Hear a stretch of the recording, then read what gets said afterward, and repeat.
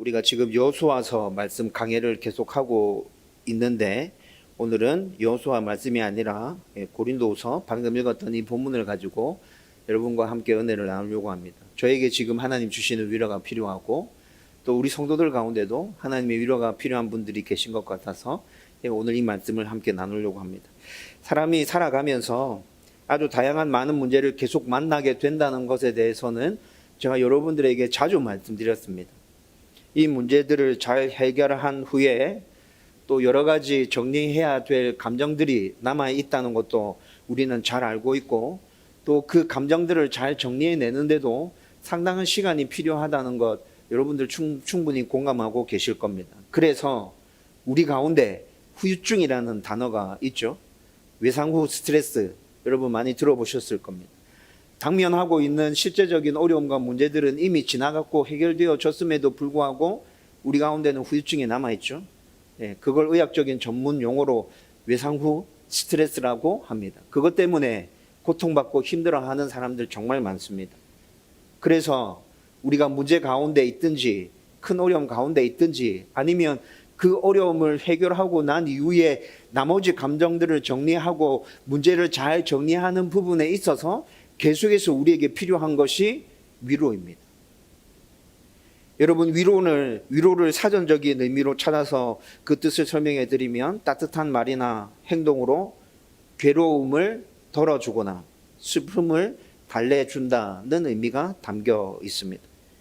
성경에서 위로에 관련해서 되게 많이 얘기해 주고 있죠. 오늘 우리가 읽은 본문 말씀에서도 위로라는 단어가 10번이나 등장하고 있습니다.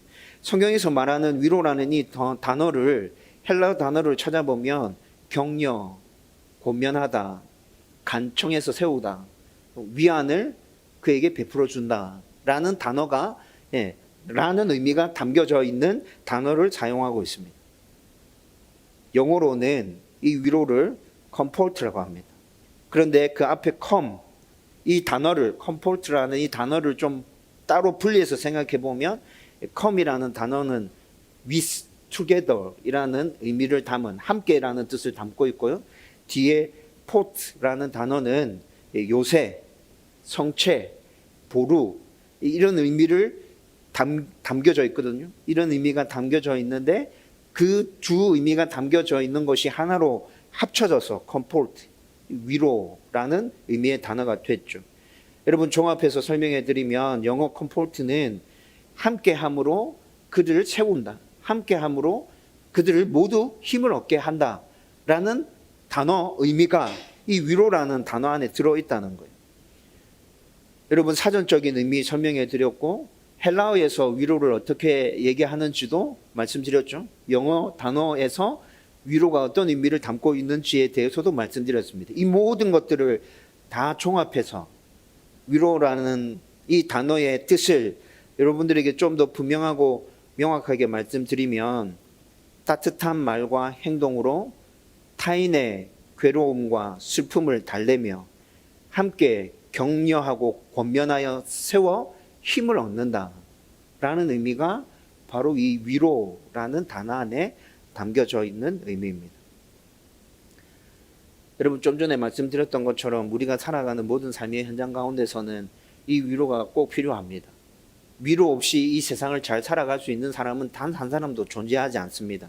그리고 우리 가운데 임하는 이 위로는 굉장히 다양한 방법으로 우리에게 임하고 찾아옵니다.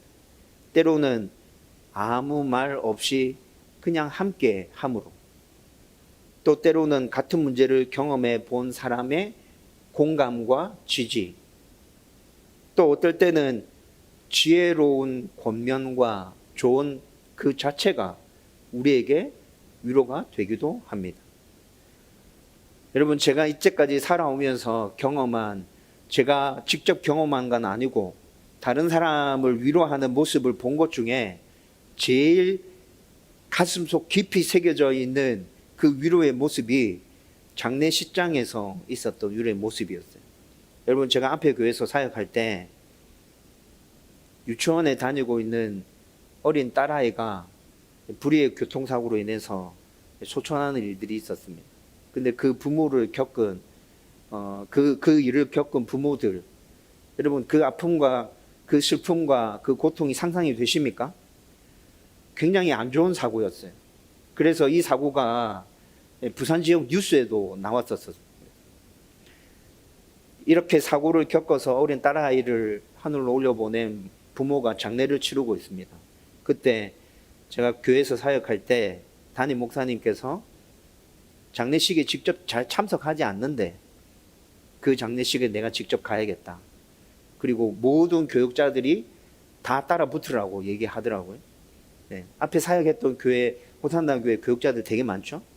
목사님이 그 가정을 위로하러 가시는데 교육자들이 총출동해서 같이 가는 거예요. 제가 되게 궁금했어요. 목사님이 그 부모를 어떻게 위로해 줄 수 있을까? 와, 나는 지금 이 일을 상상하기조차 싫다. 그런 느낌이 들었거든요. 장례식장에 들어가서 목사님이 했던 행동은 진짜 별것 아니었어요. 그 슬픔에 잠겨 있는 부모들을 꼭 끌어안아 주셨습니다.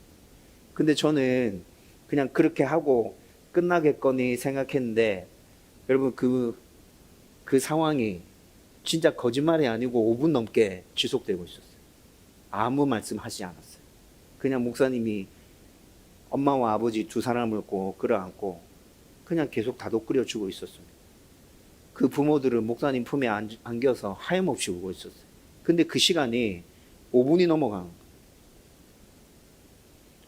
여러분, 그 모습을 지켜보고 있으면서 저게 위로구나. 저게 위로구나. 단 한마디의 대화조차 오고 가지 않았어요. 그냥 목사님은 안아주고 있었고 그 두 부모는 그 목사님 품에서 하염없이 울고 있었고, 저렇게도 위로가 가능한 것이구나. 여러분, 저는 그 상황이 지금도 머릿속에 생생하게 남아 있습니다. 그 부모들은 담임 목사님의 위로를 충분히 받았을 것입니다. 하나님의 위로를 그 포옹하는 그 순간에 느끼고 있었을 거예요. 힘이 되었을 거예요. 이것뿐만이 아니라 영국의 부국 강병을 이끌어낸 빅토리아 여왕 잘 알고 계시죠? 여러분, 빅토리아 여왕이 부부 사이가 되게 좋았습니다. 그 실하에 9남매가 있었습니다. 여왕임에도 불구하고 9명의 자녀를 출산해서 낳았다고요. 여러분, 그런데 빅토리아 여왕이 영국을 다스리고 통치하고 있을 때 자기의 충신 중에 한 사람, 그리고 그의 아내가 유산하는 아픔을 겪게 됩니다. 그 유산을 통해서 그 충신의 아내가 거의 삶을 포기할 지경에 이르렀다는 소식을 빅토리아 여왕이 듣게 돼요. 내가 그 여인을 찾아가야겠다. 빅토리아 여왕이 찾아가죠. 찾아가서 잠시 그녀와 대화를 주고받는데 그 대화의 핵심은 별거 없었어요. 그리고 그 여인에게 기억되는 말은 딱 한 문장이었어요. 내가 당신의 아픔을 알고 있습니다. 힘을 내십시오. 그 충신의 아내가 빅토리아 여왕이 했던 말 중에 기억하는 건 내가 당신의 아픔을 알고 있습니다. 힘을 내십시오. 이 한 문장을 기억하고 있는 거예요. 나머지 대화들은 의미 없는 대화였어요. 그런데 이 한 문장으로 인해서 그 여인이 다시 힘을 얻고 삶을 추스리고 일어나게 됩니다. 왜 그런 줄 아십니까? 빅토리아 여왕이 얼마 전에 유산을 경험했거든요. 빅토리아 여왕도 얼마 전에 유산을 경험했어요. 그 아픔과 슬픔이 어떤 것인지 자기도 너무 잘 알아. 그래서 그 유산한 여인, 아픔 가운데 있는 여인, 삶을 놓아버린 그 여인에게 찾아가서 자기의 경험을 고스란히 그에게 얘기해 주면서 얘기하는 거예요. 내가 당신의 아픔이 어떤 것인지 잘 알고 있습니다. 힘을 내십시오.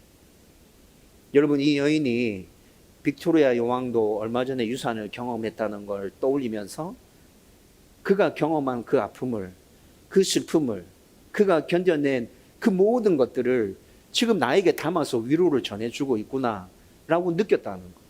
그리고 자리를 털고 일어나서 다시 자기의 삶을 유지해 갈 수 있었다는 그런 일화가 있어요.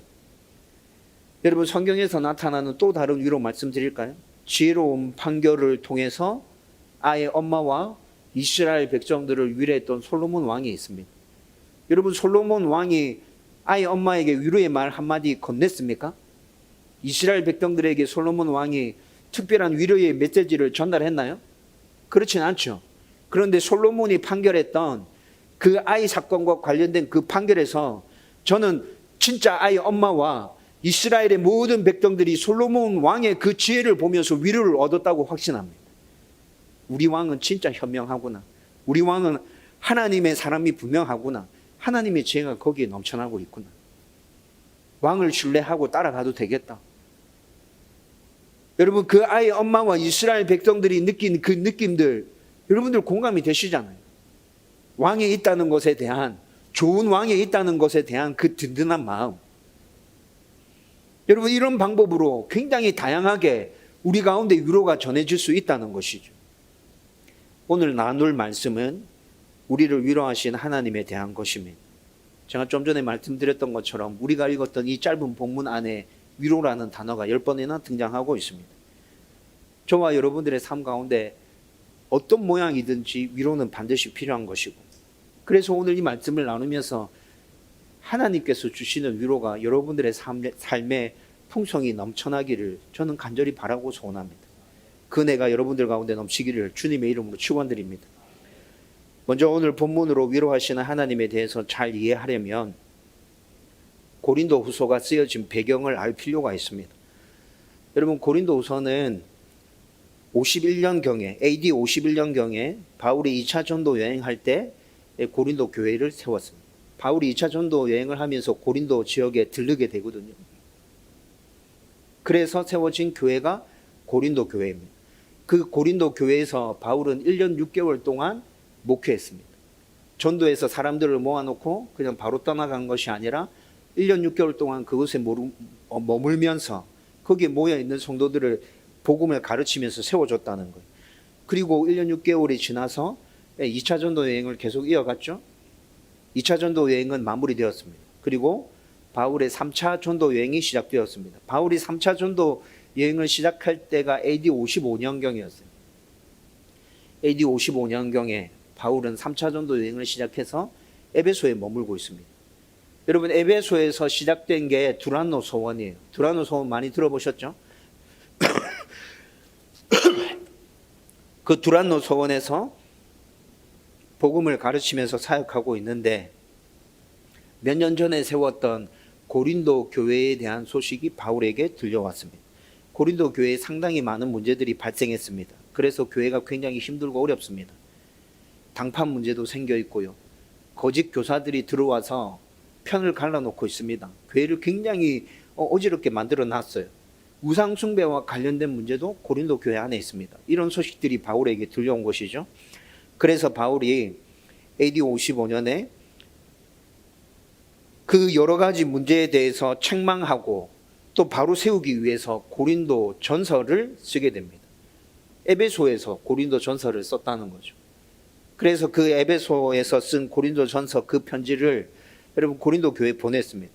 보내고 그 편지를 읽은 그 시점에서 고린도 교회 안에 있었던 여러 가지 문제들이 어느 정도 수습되는 듯이 보였는데, 시간이 좀 흐르면서 상황이 더 안 좋아졌어요. 바울의 그 편지를 받고 난 다음에 고린도 교회가 온전하게 회복되어지지 않았다는 것이죠. 그래서 또 얼마의 시간이 지나고 난 다음에 바울이 직접 고린도 교회에 방문하게 됩니다. 직접 방문해서 그들을 혼내고 권면하고 또 바른 하나님의 말씀을 가르쳐주고 위로하고 세웁니다. 그리고 다시 자기의 3차 전도 여행지로 돌아와서 전도 여행을 계속하게 되죠. 그런데 이마저도 실패하게 됩니다. 바울이 직접 고린도에 들러가서 그렇게 권면했음에도 불구하고 이것마저도 실패했다고요. 바울이 3차 전도 여행을 계속하고 있는 중에 고린도 교회 문제가 하나도 수습되지 않았고 여전히 문제 가운데 있다는 소식을 또 듣게 됩니다. 그래서 바울이 이번에는 디도를 보내게 되죠. 디도를 고린도 교회에 보내서 네가 가서 거기에서 아예 목회자로 자리를 잡고 앉아서 고린도 교회를 돌봐 해서 디도를 보냈는데, 디도가 고린도 교회에 간 이후로 고린도 교회 문제가 수습되기 시작합니다. 그리고 고린도 교회가 조금씩 온전하게 세워져 가거든요. 그런데 교회가 세워져 가고 있다는 이야기도 바울이 듣게 돼요. 그래서 바울이 온전하게 세워져 가고 있는 이 교회에 있었던 모든 문제들을 종식시키고 온전하게 더 굳세게 세우게 하기 위해서 고린도 후서 편지를 씁니다. 여러분, 그것이 오늘 우리가 지금 살펴보고 있는 고린도 후서의 편지 내용이라는 것이죠. 여러분 고린도 교회에 이렇게 많은 문제들이 있었고 이렇게 복잡한 과정들을 막 통해 가면서 지금 결국에 고린도 후서 편지까지 왔다는 거예요. 여러분 그래서 고린도 후서 첫 시작을 읽어보면 편지이기 때문에 간단하게 인사 내용이 나오죠. 1절 2절이 인사 내용입니다. 그렇게 인사를 건네고 난 다음에 3절부터 7절까지 오늘 우리가 읽었던 이 본문 말씀에서는 바울이 모든 문제를 수습하기 위한 본론을 바로 시작하는 것이 아니라 그동안 고린도 교회가 겪었던 그 아픔과 힘든 문제들에 대해서 먼저 위로의 말을 건네주고 있다는 것. 그것이 3절부터 7절까지의 내용이라는 것입니다. 여러분 그리고 오늘 3절은 이렇게 얘기하고 있죠. 우리 주 예수 그리스도의 하나님이시요 자비의 아버지시요 모든 위로의 하나님이시며, 바울이 자기가 고백하는 하나님이 어떤 하나님인지에 대해서 지금 이렇게 얘기합니다. 하나님은 니네들이 믿는 하나님, 내가 믿고 있는 하나님은 자비로우신 하나님이셔. 그리고 그 하나님은 위로의 하나님이야. 지금 3절이 이렇게 시작하고 있다는 거죠. 위로라는 단어의 의미가 어떤 의미인지에 대해서는 방금 설명해 드렸고, 자비라는 단어는 남을 깊이 사랑해서 가엾게 여기는 마음, 이걸 자비라고 합니다. 깊이 사랑해서 가엾게 여기는 마음. 여러분 하나님이 자비로우시다. 하나님이 지금 고린도 교회에 있는 성도들을 어떻게 한다고요? 깊이 사랑해서 가엾게 여기고 계신다는 것입니다. 하나님은 위로의 하나님이 되십니다. 어떻게 하고 계신다고요? 따뜻한 말과 행동으로 고린도 교회 성도들의 그 괴로움과 슬픔을 달래주시며 격려하고 권면해서 다시 굳게 세워주신다. 하나님 그런 분이에요. 하나님 니네들 진심으로 깊이 사랑하고 있어. 가엾게 바라보고 있어. 하나님께서 너희들에게 따뜻한 말과 행동으로 너희들의 모든 잘못된 행동들까지 말들까지 품어주시고 도닥거려주고 계신단 말이에요. 너희를 굳게 세워주고 계셔. 내가 믿는 하나님 이 하나님이에요. 여러분 지금 바울은 이 얘기를 하고 있는 거예요. 여러분 바울이 지금 3절에서 하나님에 대해서 이렇게 고백했죠. 바울이 이때 이 당시에 3차 전도 여행을 하고 있는 중에 상황이 엄청나게 좋아서 지금 하나님을 이렇게 고백하는 것 같습니까? 아니요. 학자들이 추측해서 얘기하기로는 바울이 지금 고린도 후서를 쓰고 있을 때 바울의 상황도 만만치 않았어요. 엄청 힘들고 어려운 상황이었단 말이에요. 그럼에도 불구하고 바울은 하나님은 자비로우신 분이야, 하나님은 위로의 아버지셔 라고 고백하고 있다는 거예요. 학자들이 정확하게 어떤 사건이었는지는 알 수 없지만 이때 바울도 상황이 좋지 않았어 라고 추측하는 여러 가지 이유가 있습니다. 고린도전서 15장 32절 말씀을 읽어보면 바울이 고린도 후서를 써서 보낼 때 비슷한 시기에 이런 일들이 있었다 얘기합니다. 에베소에서 짐승같이 덤비는 자들과 싸웠다. 바울이 고린도 후서를 쓸 당시에 어떤 일이 있었어요? 에베소에서 짐승같이 달려드는 자들과 함께 싸웠대요. 사도행전 19장 23절부터의 말씀을 쭉 읽어보면 바울이 이때 이 당시에 비슷한 시기에 에베소에 있으면서 은장색 데메드리오로부터 굉장히 위급한 상황을 맞이하는 사건들이 기록되어져 있습니다. 여러분 에베소는 아뎀이라는 우상을 섬기고 있었습니다. 아데미 신전이 엄청났거든요. 여러분 그 신전에서 비롯되어지는 부수적인 수익들이 어마어마했다고요. 데메드리오라는 사람은 우상을 조각해서 파는 사람이, 우상을 치장하는 것들, 그 물건들을 팔아서 생계를 유지하는 사람이라고요. 그런데 바울이 에베소에서 복음을 전하면서 우상과 관련됐던 모든 것들이 시들시들해지고 사그라들기 시작했어요. 그래서 데메드리오가 폭동을 일으키죠. 여러분 사도행전 19장에 이 사건이 기록되어져 있습니다. 여러분 바울이 안 잡혀서 다행이지 만약에 데메드리오 일당들에게 잡혔으면 어떻게 됐을까요? 죽었죠. 죽었어요. 하루 온종일 아데미는 위대하다, 아데미는 위대하다. 수많은 군중들이 모여서 그렇게 미친 듯이 외치고 있었다고요.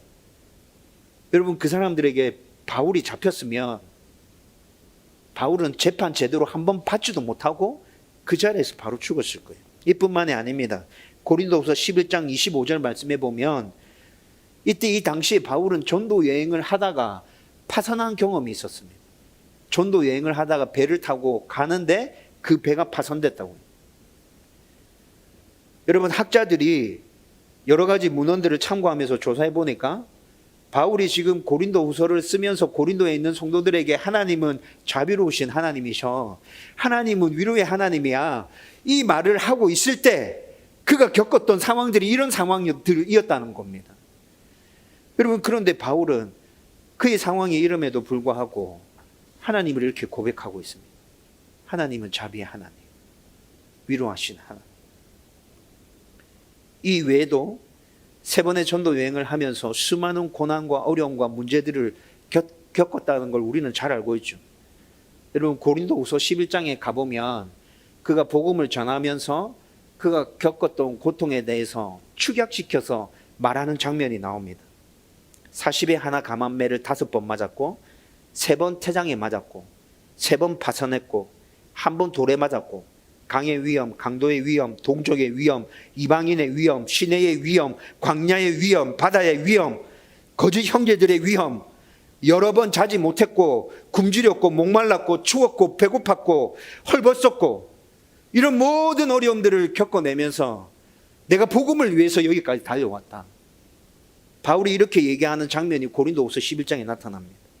여러분, 이 모든 일들은 그가 지금 고린도후서를 쓰기 전에 복음을 전하기 위해서 전도 여행 다닐 때 겪었던 모든 환난과 고통과 어려움이었습니다. 바울은 그 모든 환난들을 다 겪고 난 다음에 지금 고린도후서를 편지를 쓰면서 고린도에 있는 교회 성도들을 세우기 위해서 위로하고 고면하고 있다는 거죠. 여러분, 그런데 이 모든 어려움과 환난을 겪은 바울이 3절에서 첫 번째로 본론을 시작하면서 고린도 성도들에게 건네는 말씀이 뭐라고요? 하나님은 자비로우신 분이시다. 하나님은 우리를 위로하시는 분이야. 여러분, 이 말을 먼저 건네고 있다는 거예요. 바울이 왜 이렇게 얘기할 수 있습니까? 지금 당면한 그의 상황이 좋았습니까? 아니요. 어렵고 힘들다고 말씀드렸잖아요. 바울이 언급했던 그 수많은 고난들과 환난들은 생명이 위급한 상황들이었어요. 전부 다. 한두 번 생명이 위급한 상황이 아니었고, 그가 언급했던 모든 상황들이 다 생명이 위급한 상황이었다. 그런데 바울은 하나님을 이렇게 고백하고 있어요. 왜? 말씀을 통해서 하나님이 어떤 분이신지 그가 잘 이해하고 있었습니다. 하나님은 자비로우신 분이구나. 하나님은 우리를 위로해 주시는 분이시구나. 하나님은 전지전능하신 분이구나. 하나님은 우리의 진짜 좋은 아버지가 되시구나. 바울은 이미 말씀을 통해서 그 사실을 너무나도 잘 이해하고 깨닫고 있었습니다. 뿐만이 아니라 자기가 전도하는 그 삶들을 통해서 하나님이 내가 알고 있는 진짜 그런 분이라는 걸 자기의 삶 속에서 직접 경험하고 있었습니다. 자비로우신 하나님을 경험했고요. 자기가 힘들고 어려운 상황 가운데 처해 있을 때 위로하시는 하나님을 경험했단 말이에요. 자기를 붙들고 인도하시는 그 하나님을 경험했단 말이에요. 자기의 모든 삶들을 다스리고 통치하시는 그 하나님을 자기의 삶 속에서 분명히 경험했단 말이에요. 아는 것과 경험한 것이 하나 되어지면서 바울의 상황이 좋지 않았지만 바울은 담대하게 선포할 수 있었습니다. 하나님은 자비로우신 분이다. 하나님이 위로하시는 분이다. 그래서 힘든 그 과정을 다 거치고 이제 모든 문제들이 수습되어져 가고 있는 그 고린도 성도들을 향해서 담대하게 선포하는 겁니다. 하나님은 자비롭고 하나님은 위로하신 분인데 그 자비와 그 위로가 니네들 가운데 넘쳐나면 좋겠다. 니네들도 아프고 힘들었잖아. 진짜 아프고 힘들었지. 너희들 가운데 이 하나님의 은혜가 넘치면 좋겠어. 여러분, 지금 바울이 3절을 통해서 이 메시지를 고린도 교회 성도들한테 전하고 있는 것입니다. 성경에서 하나님의 자비하심과 위로는 아주 많이, 그리고 계속해서 우리 가운데 선포되어지고 있고 우리는 그 말씀들을 확인할 수 있습니다. 하나님은 아브라함과 이삭과 야곱과 요셉에게 계속해서 자비를 베푸시고 위로의 말씀들을 그에게 허락해 주셨습니다. 애굽에서 고통당하는 이스라엘 백성들의 부르짖음을 들어주셨고 그들에게 자비를 베풀어 주셨고 위로를 베풀어 주셨으며 그들을 구원해 주셨습니다.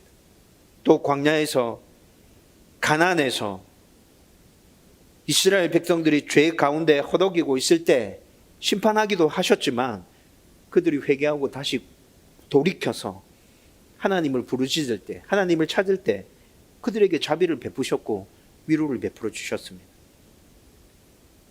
그래서 이사야 선지자는 이렇게 얘기합니다. 이사야 40장 1절에 하나님이 회복을 선포하시며 만물에게 당신의 백성을 위로하신다. 만물에게 당신의 백성을 위로하신다 라고 이사야 선지자가 얘기하고 있습니다.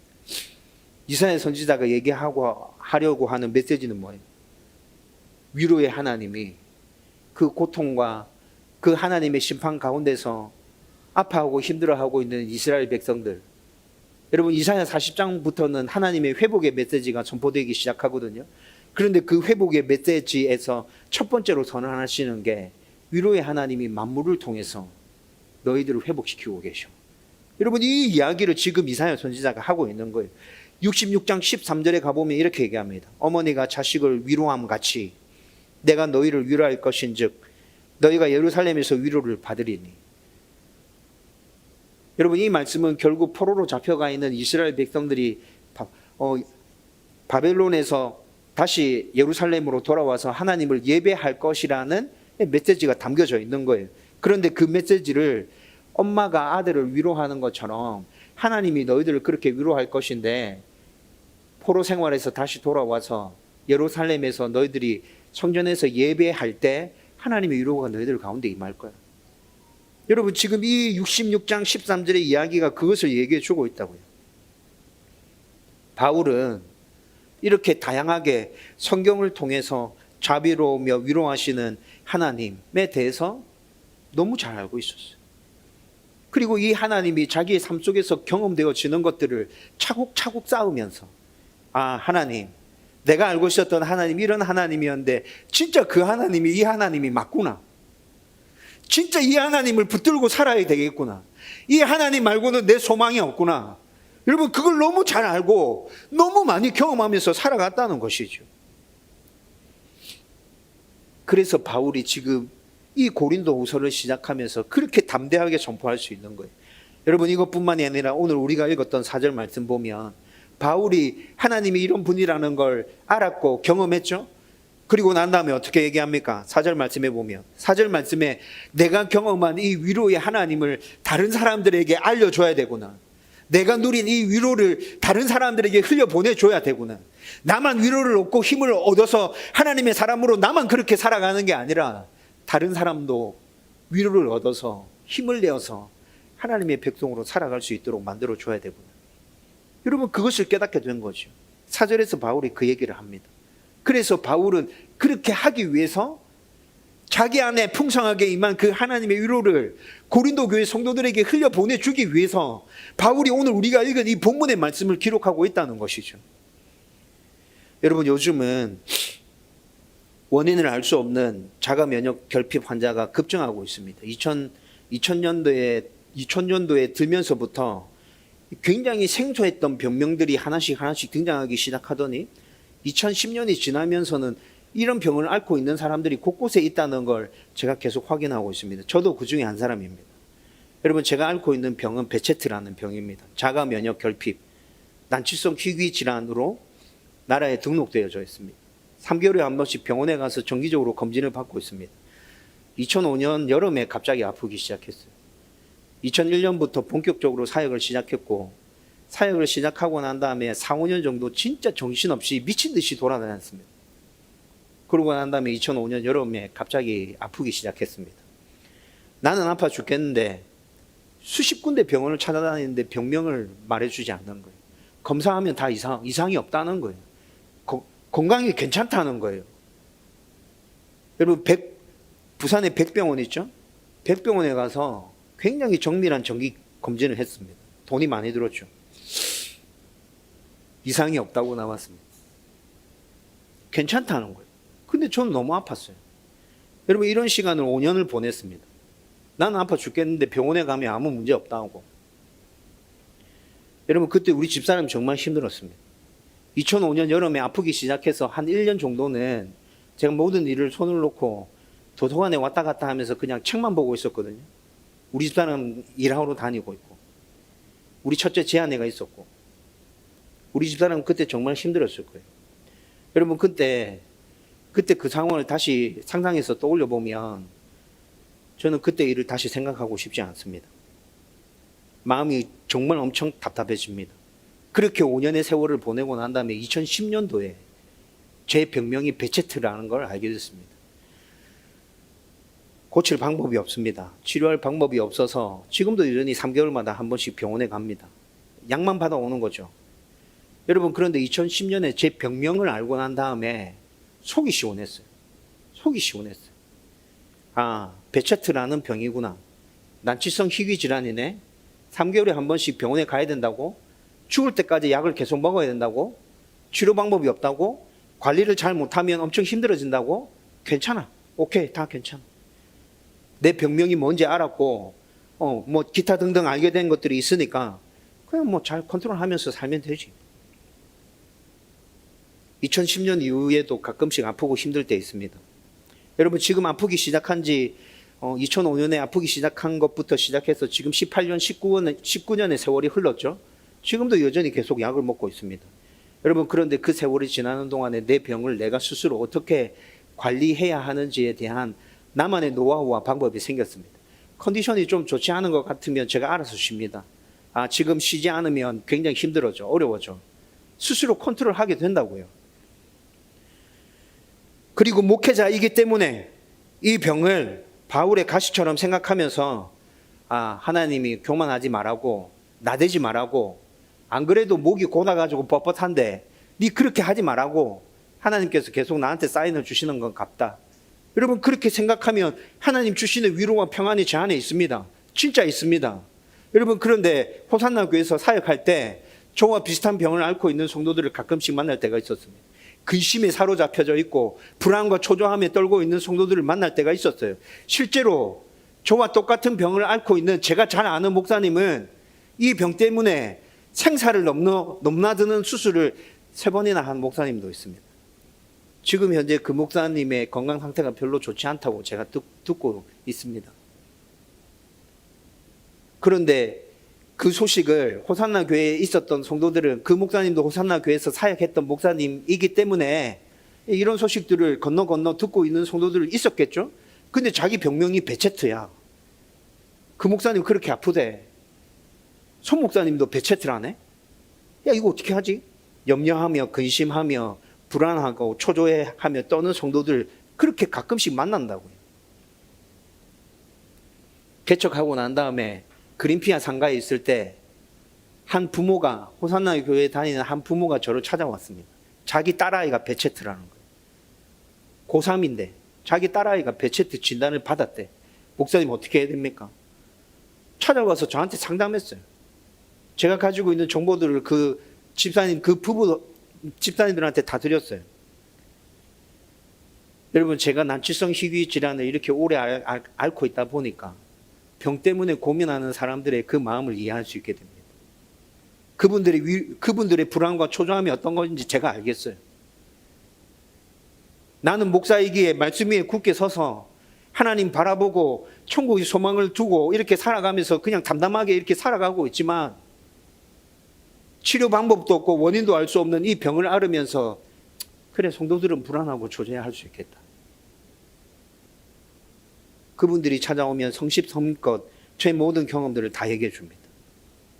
그리고 그분들을 위로해서 세웁니다. 왜? 제가 경험해봐서 알고 있거든요. 제가 그 고통 가운데 있어 봤거든요. 이것뿐만이 아니라 개척하려는 목사들과 또 개척해서 힘들어하는 목사들, 그 심정을 제가 누구보다도 잘 알고 있죠. 많은 목사님들이 저에게 찾아옵니다. 지난주에도 한 분 목사님 저를 만나고 갔었습니다. 제가 개척하면서 많은 생각을 했고 7년의 과정 동안 담담하게 일들을 이렇게 걸어오다 보니까 감사한데, 또 한편으로는 내가 이것 때문에 교만해지지 않을까라는 생각도 들기도 하고, 그 목사님들이 보기에는 제가 잘하고 있는 것처럼 보이는가 봐요. 찾아와서 묻습니다. 소 목사님 어떻게 했습니까? 뭐부터 준비해야 됩니까? 뭐가 제일 힘듭니까? 제가 경험해 봤던 일이기 때문에 그분들이 물어보는 모든 것들에 대해서 답을 해드리고 조언해 드립니다. 위로하고 격려해 드립니다. 여러분, 이렇게 우리가 겪은 모든 어려움과 문제들은 다른 사람들을 위로하고 세울 수 있는 도구가 된다는 것입니다. 바울도 자기가 사역하면서 겪었던 그 고난과 환난들, 그 모든 것들을 다 겪고 난 다음에 고린도 성도들이 어떤 어려움을 겪고 있는지 잘 이해하고 자기가 겪었던 그 경험으로 그들을 위로하고 세워주고 있다는 것이죠. 그런데 우리가 이렇게 다른 사람을 위로할 수 있는 제일 중요한 근거는 바로 예수님에게 있습니다. 오늘 3절에서 바울은 하나님에 대해서 얘기했죠. 하나님은 자비로우신 분이다. 하나님은 위로하시는 분이다. 그렇게 얘기했어요. 근데 그 하나님의 자비와 위로가 우리 가운데 어떻게 부어지느냐에 대해서는 오늘 바울이 5절 말씀에서 예수 그리스도로 말미암아 우리 가운데 그 자비와 그 위로가 부어진다고 얘기하고 있습니다. 예수님이 우리를 구원하시기 위해서 엄청난 고통을 당하셨죠. 저와 여러분들이 이걸 잘 알고 있습니다. 그런데 고통만 당하셨습니까? 고난 당하셔서 우리 모든 구원을 완성하고 난 이후에 우리를 위로하시고 다시 붙들어 세우시고 우리의 주인 되어 주셔서 우리의 모든 삶 가운데 좌정에 계시는 분이 바로 예수 그리스도이십니다. 5절에서 이를 우리를 위한 예수님의 고난이 넘친 것 같이, 우리를 구원해 주기 위해서 예수님이 고난이 넘쳤던 것 같이 우리가 받는 하나님의 위로도 예수님을 통해서 우리 가운데 넘쳐날 거야. 여러분, 5절은 이렇게 선포하고 있다고요. 하나님은 분명히 우리의 자비로우신, 우리를 위로하시는 우리의 좋으신 아버지가 맞습니다. 그런데 그 하나님의 자비와 위로하심이 우리 가운데 어떻게 도달하게 되는 거죠? 예수 그리스도를 통해서. 예수 그리스도를 통해서 그 하나님의 자비하심과 위로하심이 우리 가운데 부어지고 넘쳐나게 되는 거라고요. 예수님을 통해서 하나님의 자비하심과 위로하심이 우리 가운데 부어졌기 때문에 우리는 그 은혜를 부여잡고 다른 사람들을 또 위로하고 세워줄 수 있게 되는 거라고요. 그래서 바울은 6절 말씀에서 이렇게 얘기합니다. 그의 일행이 환난을 당하는 것도 너희를 위로하기 위함이다. 내가 전도 여행을 다니면서 힘들고 어려운 일들 계속 겪고 있지. 그런데 그건 너희들을 위로하기 위해서 그래. 이것뿐만이 아니라 그의 일행이 하나님의 위로를 받는 것도, 하나님의 위로를 받는 것도 너희를 위로하기 위해서 그래. 하나님의 위로를 우리가 먼저 받아서 그 은혜를 누리고 그것이 얼마나 귀하고 좋은 것인지 깨닫고 분명하게 확신을 가져서 우리만 그 은혜를 누리는 게 아니라 너희들 가운데도 그 은혜를 흘려줄 거예요. 하나님이 그렇게 하라고 우리를 위로하시는 거예요. 여러분, 지금 바울이 얘기를 하고 있는 거잖아요. 그래서 7절 말씀에 바울은 이런 기대를 가지고 있다 얘기합니다. 내 안에 이런 기대가 있어. 어떤 기대요? 그의 일행이 하나님의 위로를 받아서 복음 위에 굳게 서고, 그래서 고난을 당할 때 그 고난조차도 하나님의 위로 가운데 잘 견뎌내고 인내해내고, 우리뿐만이 아니라 너희들도 그렇게 예수 그리스도의 은혜 가운데 굳게 서고, 그리고 고난도 기쁨으로 감당하고 그 고난 받음으로 인해서 임했던 그 은혜를 다른 사람들에게 흘려주고, 나는 이렇게 되면 진짜 좋겠는데, 너희들이 그렇게 됐으면 좋겠어. 그 전에 내가 먼저 그렇게 될 거야. 여러분, 자기 안에 이런 기대가 있다고 얘기해 주고 있는 거예요.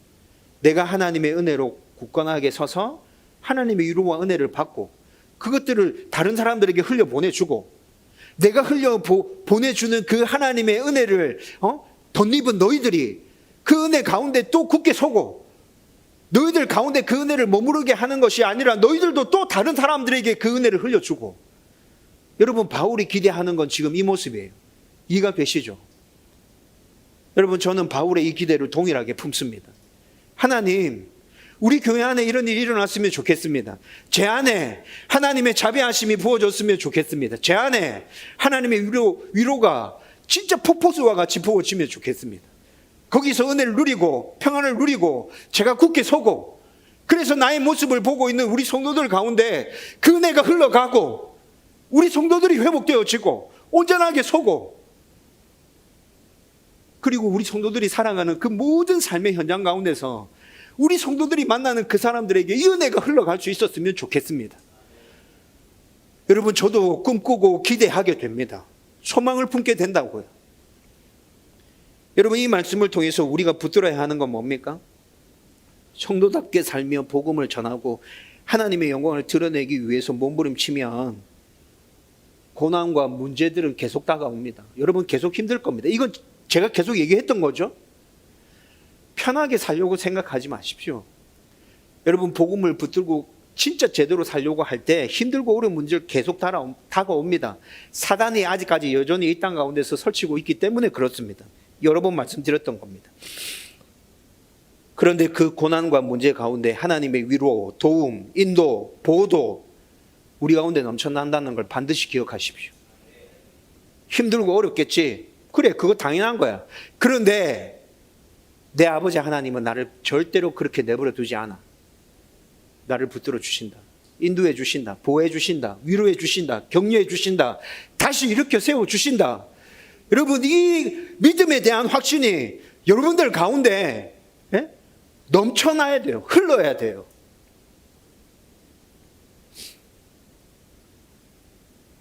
우리가 뭔가를 잘못했을 때 하나님의 위로하심이 우리 가운데 임하게 될 겁니다. 내가 뭔가를 잘못했기 때문에 하나님은 나를 위로해 주지 않을 거야. 그렇게 생각하십니까? 성경을 다시 보십시오. 이스라엘 백성들이 범죄하고 하나님의 심판 가운데 허덕이다가 그들이 돌이키고 회개하고 하나님의 은혜를 다시 구할 때 어떻게 됐죠? 하나님의 회복은 그들 가운데 임했습니다. 하나님의 위로는 그들 가운데 임했다고요. 하나님이 그들을 다시 붙드시고 인도해 주셨다고요. 옳고 그름의 문제를 떠나서 감당하기 힘든 문제를 만났을 때 여러분, 그때 우리 가운데 어떤 하나님의 위로가 임하죠? 진짜 회사 다니는데 내가 감당하지 못할 것 같은 엄청나게 큰 프로젝트가 나한테 떨어졌어요. 진짜 미치겠어요. 여러분, 그때 하나님 위로가 어떻게 임합니까? 지혜로 임합니다. 감당하지 못할 것 같니? 여기서부터 시작해 보면 어떨까? 여러분, 하나님의 은혜를 구하며 간구할 때 하나님 우리 가운데 그렇게 지혜를 허락해 주시죠. 여러분, 그 지혜가 하나님의 위로 아닙니까? 처음에는 내가 이 일을 감당하지 못할 것이라 생각했는데 그래, 여기서부터 출발하면 할 수 있겠구나. 여러분, 그것이 위로지요. 하나님의 용기, 나도 할 수 있겠다. 담대함, 능력, 다른 사람들의 도움, 그것까지도 나에게 주시는 하나님의 위로이지 않습니까? 불의의 사건을 당했습니다. 원치 않는 병을 앓았고 원치 않는 사고를 당해서 굉장히 힘든 상황 가운데 처해 있습니다. 그때 하나님의 위로는 우리 가운데 어떻게 임합니까? 비슷한 일을 겪은 사람들을 우리 가운데 보내주십니다. 엘리자베스 여왕처럼 당신의 마음이 어떤지 내가 알고 있습니다. 힘내십시오. 여러분, 비슷한 상황을 겪었고 이겨낸 그 사람이 나를 찾아와서 나에게 그 한마디의 말을 내뱉는다면 그 자체가 우리의 위로 아닙니까? 그렇구나. 나는 이 문제 앞에서 못 살 것 같다, 주저앉아 버릴 것 같다 생각했는데 이 문제를 이겨내고 이렇게 살아가는 사람도 있네. 여러분, 그 자체가 위로가 되는 것이라고요. 이렇게 모든 상황에 따라서 우리에게 필요한 하나님의 위로와 도움은 반드시 임하게 됩니다. 그래서 고난의 상황을 잘 인내하고 견디게 하고 결국에는 하나님의 영광을 드러내면서 그분의 나라를 기필코 우리로 하여금 세우게 하십니다. 그리고 난 후에 우리가 겪었던 그 고난을 겪는 자들에게 하나님의 위로를 전해주라고 얘기하십니다. 저와 여러분들이 이런 모습으로 하나님의 위로를 누리면서 이 땅에서 살아갈 수 있기를 주님의 이름으로 축원드립니다. 이제 말씀을 정리하려고 합니다. 아주 오래 전에 읽었던 책입니다. 대학 졸업하자마자 아마 읽었던 걸로 기억나는데 헨리 나우엔의 상처 입은 치유자라는 책이 있습니다. 여러분, 이 책 제목들 많이 들어보셨을 거예요. 그런데 이 책에서 오늘 제가 전한 메시지 동일한 이야기를 하고 있습니다. 나우엔은 예수님은 상처 입은 치유자이신데 그분이 받은 고난은 고난 받는 사람을 치유하기 위한 것이다 라고 주장합니다. 여러분, 그런데 예수님은 진짜 상처 입은 치유자가 맞습니다. 상처 입은 치유자가 맞다고. 인간의 고통이, 인간의 죄악이 어떤 것인지 너무나도 잘 알고 있습니다. 그 고통 가운데서 아파하고 힘들어하고 있는 우리 마음도 그분이 너무나도 잘 알고 계세요.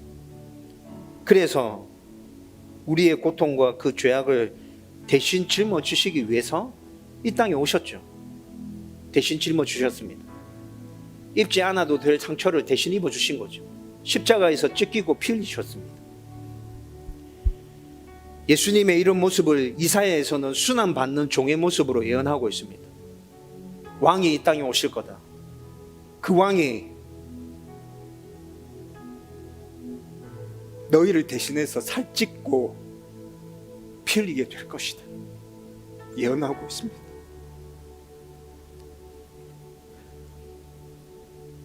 예수님 우리를 위해서 그렇게 상처 입어주셨습니다. 그리고 친히 이 땅에 오신 예수님은 십자가로 이어지는 그 모든 아픔과 힘든 상황들을 피하지 않으셨습니다. 그 길을 끝까지 걸어가셨다고요. 자진해서 상처를 입으신 것이라고요. 부활하신 이후에는 모든 사람에게 위로와 평안과 구원의 은혜를 선포하시며 찌그러져 있고 아파하고 있는 이 만물들을 다시 회복시켜 나가십니다. 그 상처의 흔적들을 예수님의 몸에 여전히 지닌 채로 찌그러져 있고 아파하고 있는 모든 만물들을 다시 회복시키고 계신다고. 이렇게 예수님은 진짜 모든 만물에게 상처 입은 치유자가 맞습니다. 여러분, 이 시대에 상처 입은 사람 진짜 많죠? 상처 입은 사람 정말 많은데 그 상처 입은 사람을 제대로 치료해내고 다시 굳게 세울 수 있는 그런 치료자가 너무 없는 것 같아요. 그런데 성경에서는 그 치료자가 바로 예수님이라고 우리 가운데 소개해주고 있습니다. 성도는 예수님이 주시는 참된 위로로 모든 상처가 회복되고 성도의 삶에 계속되는 환난도 이겨낼 수 있게 됩니다.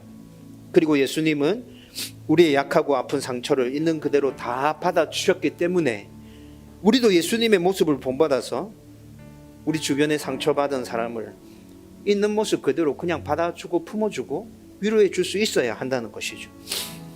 여러분, 저와 여러분들이 이런 모습으로 살아간다면 위로의 하나님을 우리의 삶의 모습을 통해서 드러내 보여줄 수 있게 될 겁니다. 그렇게 되기를 주님의 이름으로 축원드립니다.